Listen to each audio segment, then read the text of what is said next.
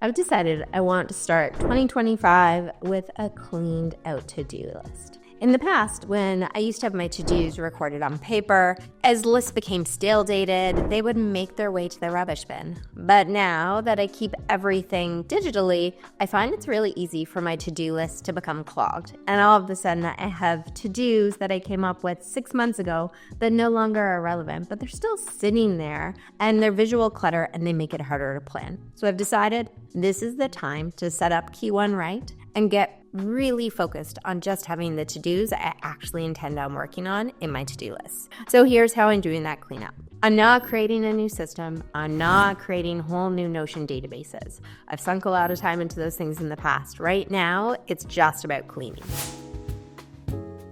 So I'm going to take 4 steps. The first thing that I do is take a look at my overdue folder here. Anything with a really old due date, such as this, July 15th, let's assume that can be deleted. And I'm going to go through it. And similarly, I have May 20th. You can tell there's some stuff in here I have not paid attention to in a long time. And if they haven't been important for that long, let's be real, they're really not that important. So I'm going to delete that as well. The second thing that I do after I comb through my overdue list is I take a look at my projects. Are there any projects that I'm done with? And in this case, this is a big launch that we had. It's no longer relevant. So what I'm going to do, I'm simply going to delete it and get rid of that visual clutter. Confirm delete, and it's gone. The third thing I do is I have a parking lot.